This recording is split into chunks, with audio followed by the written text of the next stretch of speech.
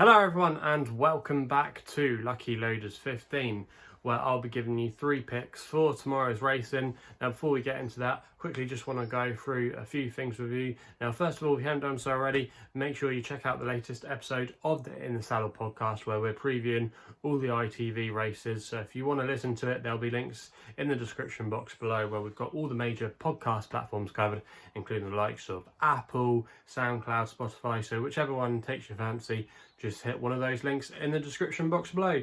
Also as well, before I give you my tips for tomorrow, let's quickly just reflect on how our selections performed today. In the end, it wasn't a bad day here on my YouTube channel as we had a winning nap with Ratface McDougall, if I can pronounce the name correctly. It was a good performance by him in the end, and Max Kendrick gave him a lovely ride out in front, and he just stayed there all the way really, and he was a tough nut to crack. And like I said in the video yesterday, front runners normally I seem to find have a good record at Musselburgh, and it can be hard to make up ground coming from off the pace. And if you were watching the racing at Musselburgh today, not many horses got involved coming from a long way back, so you had to be handy, and those tactics just really suited Ratface McDougall today, and he went off quite a nice price in the end. His final SP was 16-5, but I did see at one time today, I think he was available at 9-2, so if you were able to find that kind of price, fair play to you there. The other selection that we put up was Santon at Newbury. Ultimately, he just didn't stay in the end, and he probably will prefer going back down in trip again. He might be able to stay 2 miles 6, and maybe he might be able to stay 3 miles in time as a stay and chaser. But yeah, he just didn't quite get home today. But he was well supported. But yeah, unfortunately, he just couldn't justify his support today. So yeah, that's the way it goes, and we've been now on a little bit of a good vein of form since our good day yesterday. Can't believe really that we've actually turned it around for the month after what was a really awful start. We didn't have a great Cheltenham, but the last couple of days it seems like we've turned a little bit of a corner, and fingers crossed we can take some of that form into the weekend. So let's get into it then. 3 tips for tomorrow's racing. We're going to be going to Doncaster for the first of them in the 2 o'clock at Doncaster for the Doncaster Mile Stakes, which is a listed race. And this is where my next best is going to be coming here, and it's a horse called Space Traveller for Kieran Schumacher and Richard Fahey in the colours of Clipper Logistics Racing. Daniel Tudhope would normally but for the ride because he's the retained rider for Clipper Logistics, but he'll be riding Lord Glitters at the Dubai World Cup tomorrow, so that's why he's not in the plate. But Kieran Schumacher is a very able deputy. He often is kind of like the second choice jockey for the Clipper Logistics group, so not a problem there at all. But yeah, going back to this horse, Space Traveller, I couldn't believe his current price. He's available at 13-2, and I'm going to recommend a 0.5 each way selection here because on ratings he's the best horse in the race, and I think what he's achieved so far in his career, he is the best horse in the race as well. He's got a mark of 113 on official ratings, and has a lot of good back class. He goes well fresh, which is going to be a positive tomorrow. It's going to be his first run of the season obviously, but yeah, he's got a fantastic record fresh. His best piece of form was when he finished 6th, or his best recent form I should say was his last time out run, where he finished 6th in the Queen Anne Stakes at Royal Ascot behind the likes of Circus Maximus, and also as well he beat Mahatha, who was one of the revelations of last season, you know. So that was a really good run, I thought, at Royal Ascot. He has had his setbacks because obviously we hopefully would have seen him again, but Richard Fahey wouldn't be running him unless he thought he had him absolutely spot on. And Richard Fahey as well is one of these trainers that always seems to start the flat season really well, especially when they go back on the turf, so that's another positive. Also as well, he's won at the course before, and if you go back through some of his further form, he was a Royal Ascot winner when he won the Jersey Stakes, beating Charlie Appleby's Space Blues, who was again a very progressive horse last season. He's got a lot of back class. He's the best horse on ratings in the race. I think he'll just track the pace. I can see Juan Elcano, who tried to make it in the 2000 Guineas last year, going out in front, you know. I could just see Space Traveller just tracking him, and then hopefully Kieran Schumacher will press the button, and hopefully he'll have quite a bit under the bonnet, and he can go very close to winning the race. And like I said, at 13-2, I think that's a big price there. I think there's a lot of deadwood in here, to be honest with you, but Space Traveller for me, I think he's got a fantastic chance, and I can't see why he shouldn't be favourite at all. I think he's got a lot in his favour tomorrow, and that's why he's going to be my next best of the day. We then move to my Longshot, which runs in the feature race, the 310 at Doncaster, the Lincoln Handicap, and I'm going to be going with a horse here called Danyah as my Longshot, currently available at 17-2 with SkyBet, who are offering 7 places in this race, and I'm going to recommend a 0.5 each way selection here for Kieran Schumacher and Owen Barrows in the colours of the now late Sheikh Hamdan Al Maktoum, who sadly passed away a couple of days ago. He's been an absolute legend in the sport, and he's going to be a great loss to it as well.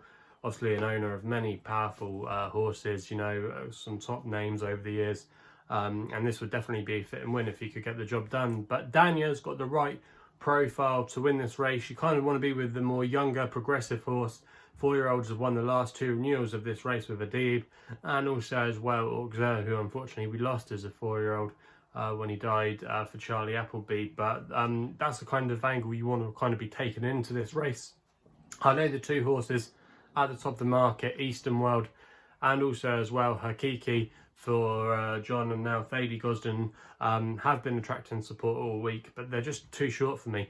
And I really like the profile of this horse, Danyah. Also as well, what's another tick in the box for him is winning at Haydock. I don't know what it is about winning at Haydock, but if you look at the last 2 winners of this race, they actually won at Haydock when they were 3-year-olds, and so has Danyah. I think it's just been able to show that you can handle winning on a long straight course, can serve you in really good stead in the Lincoln, because obviously it's a straight mile, you know, and some horses don't handle the stiff track at all, whereas some absolutely relish it. And I think if you've got experience of winning, that can only serve you in good stead. So that's another positive. He was very progressive last season. He can go well fresh, and I think off a mark of 98, there could still be a lot more to come from him. I know he's already been a bit of a subject of support this afternoon, but I did put him up as my #1 selection in the Saddle podcast, which was recorded last night. So I'm not just following the market here, but obviously it's good to see that he is being well supported. But I thought, like I said, Danyah, good draw and still 9.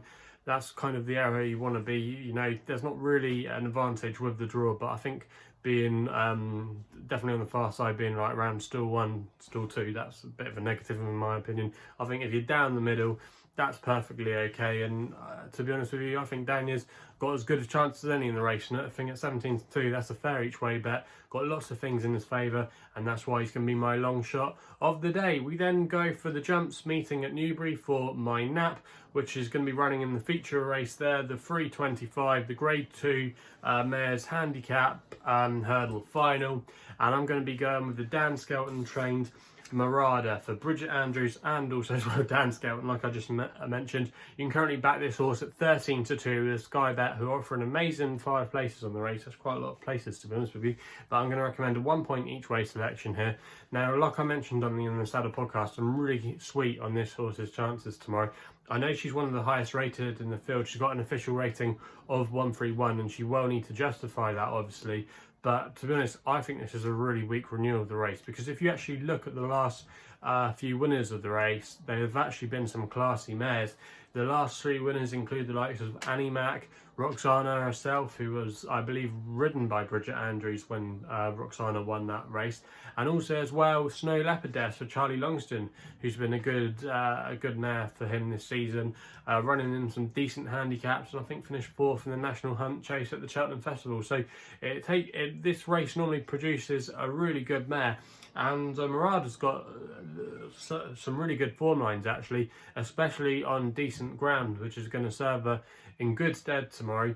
Also as well, that form of her last time out win at Huntington against the boys has been boosted, as Pazovaloski of Chris Gordon's won a hurdle race at Kempton last week. So there's a nice boost to that form. A lot of the horses, in my opinion, at the top of the market, from like Nicky Henderson's yard and also as well Colin Tizard's yard, where you've got Rose of Arcadia, I don't think they have stones in hand of their mark. I don't think their form is that good, whereas Marada's been taken on the boys now and beaten them quite convincingly, and is coming from a yard that have won this race with a nice type before, you know. And like I said, normally this race produces a classy type of mare, and I think at 13-2 with 5 places on offer, I think she'll go really close, and I think she'll take all the beating in this race tomorrow.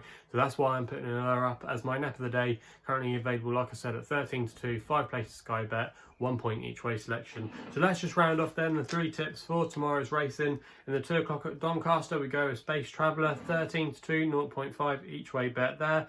In the Lincoln is the long shot of the day, the 3-10 at Danyah. We go there with Danyah at 17-2, 0.5 each way selection, 7 places SkyBet. And then the 325 at Newbury, Marada is the nap of the day for Bridget Andrews and Dan Skelton, 13-2, 1 point each way bet, 5 places SkyBet. So they're the 3 tips for tomorrow's racing. If you're enjoying these videos, please remember to hit the thumbs up button and subscribe here to my YouTube channel at LuckyLoaders15. Also as well, if you want to follow me on social media, the only place you can do is on Twitter, where my handle is at LuckyLoader15.